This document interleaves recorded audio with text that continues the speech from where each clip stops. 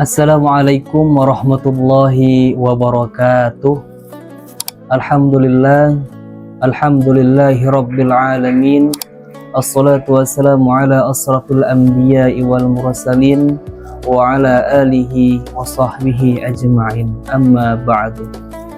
Alhamdulillah, puji dan syukur kita selalu panjatkan kehadirat Allah Subhanahu wa taala, yang alhamdulillah kita masih diberikan oleh Allah Subhanahu wa taala kesempatan dan kenikmatan yang begitu banyak, sehingga kita dapat merasakan kenikmatan melaksanakan ibadah di bulan suci Ramadan, yang mudah-mudahan seluruh amalia kita senantiasa diberkahi, diterima oleh Allah Subhanahu wa taala. Amin ya rabbal alamin.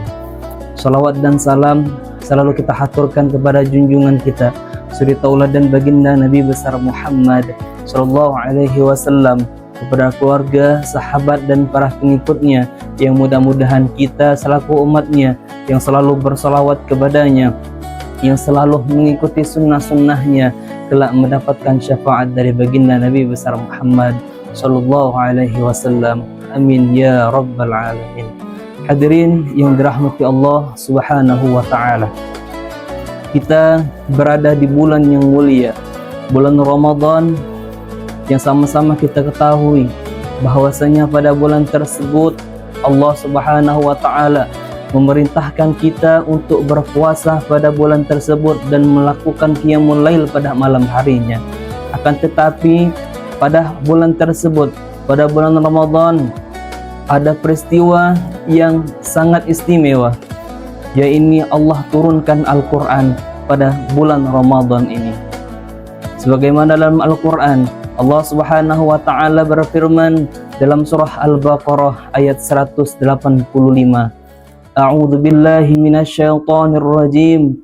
Bismillahirrahmanirrahim. Syahrul Ramadan alladzi unzila fihi al-Qur'an hudan lin-nasi wa bayyinatin minal huda wal furqan. Bulan Ramadan adalah bulan di mana Allah turunkan Al-Quran sebagai petunjuk bagi manusia, sebagai penjelas antara hak dan yang batil. Quran surah Al-Baqarah ayat 185. Hadirin yang berbahagia, di bulan turunnya Al-Quran ini, marilah kita untuk lebih mendekatkan diri kita lagi kepada Al-Quran. Mari kita memperbanyak untuk bertadarus Al-Quran, menghafal Al-Quran, serta mengamalkan dan mentadaburi Al-Quran. Hadirin yang dirahmati Allah Subhanahu wa taala, kita semua sama-sama mengetahui bahwasanya di bulan Ramadan ini Allah lipat gandakan seluruh amal ibadah kita, termasuk ketika kita membaca Al-Quran, yang mana tadinya ketika di luar Ramadan satu huruf dalam kita membaca Al-Quran Allah balas dengan 10 kebaikan, maka di bulan Ramadan ini Allah lipat gandakan ketika satu huruf ayat Al-Quran Allah akan balas dengan 1000 kebaikan. Hadirin yang dirahmati Allah Subhanahu wa taala, di dalam mentadaburi Al-Quran ada 3 hal yang harus kita lakukan. Yang pertama, bacalah Al-Quran dengan hati yang hadir. Artinya, jangan biarkan hati kita kosong. Rasakan setiap ayat-ayat dan huruf yang keluar dari lisan kita. Karena dengan membaca Al-Quran, kita akan senantiasa diberkahi oleh Allah Subhanahu wa taala. Karena kata Nabi sallallahu alaihi wasallam, bacaan Al-Quran terbaik ialah membuat pembaca dan pendengar merasakan kehadiran Allah Subhanahu wa taala, serta takut dan tunduk, serta selalu ingin membuat kebaikan kepada Allah Subhanahu wa taala. Yang kedua, memahami makna ayat Al-Quran. Artinya, mari kita luangkan waktu kita untuk membaca terjemahan dari Al-Quran. Tidak perlu banyak, cukup 1 hari setiap harinya, karena 1 ayat yang kita pahami lebih baik, lebih berharga tentunya daripada 1000 ayat yang hanya lewat saja dalam lisan kita tanpa membekas di hati dan jiwa kita. Ketiga, mengamalkan Al-Quran dalam kehidupan kita. Al-Quran Allah turunkan untuk diamalkan. Al-Quran sebagai petunjuk dan pedoman bagi kita. cara dalam mengamalkan Al-Quran.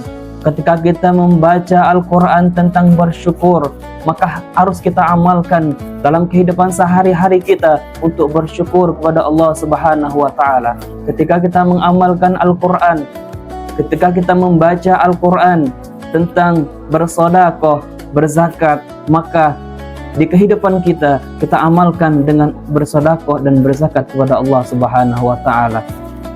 Mari kita jadikan Al-Quran sebagai cermin untuk memperbaiki diri kita kepada Allah Subhanahu wa Ta'ala. Hadirin yang dirahmati Allah Subhanahu wa Ta'ala, Al-Quran menunggu kita, bukan kita menunggu Al-Quran. Al-Quran selalu berseru, kapankah engkau membacaku? Kapan engkau memahamiku? Kapan engkau mengamalkanku? Ramadan hampir berakhir, maka hubungan kita dengan Al-Quran jangan sampai berakhir.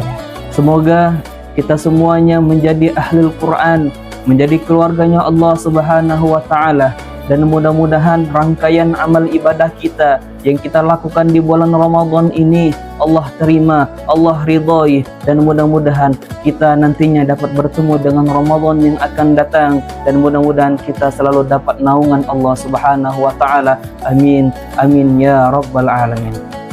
Mungkin itu saja yang dapat Al-Fakir sampaikan. Apabila banyak kesalahan, kami mohon maaf. Kepada Allah kami mohon ampun. Billahi taufiq wal hidayah. Wassalamualaikum warahmatullahi wabarakatuh.